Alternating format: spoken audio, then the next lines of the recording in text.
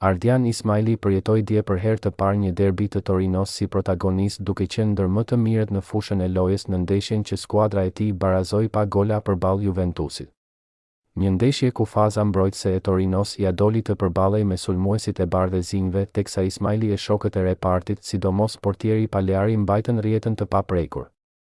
Në pjesën e parë ishim pak poshtë, pastaj në të dytën ja dolëm të shkonim përpara. Ne I kishim 2 apo 3 raste, por në fund doli barazim pa gola dhe është një pikë është e drejtë.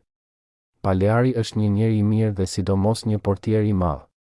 Në ndeshjet e fundit mund të shpallej më I miri I ndeshjes, por më mirë që u shpall në derbi. Ai luante në kategorinë e tretë me Beneventon dhe tani është më I miri në derbin e Torinos. Është një gjë e madhe. Ai është një djalë I mbar. Edhe kur nuk luante ishte një profesionist shembullor. I ka ndihmuar të gjithë. Në fund gjithçka shpërblehet. Tani ai do të pushoj kurse unë do të shkoj në grumbullimin e kombëtares, tha Ismaili për Dazon pas përfundimit të ndeshjes.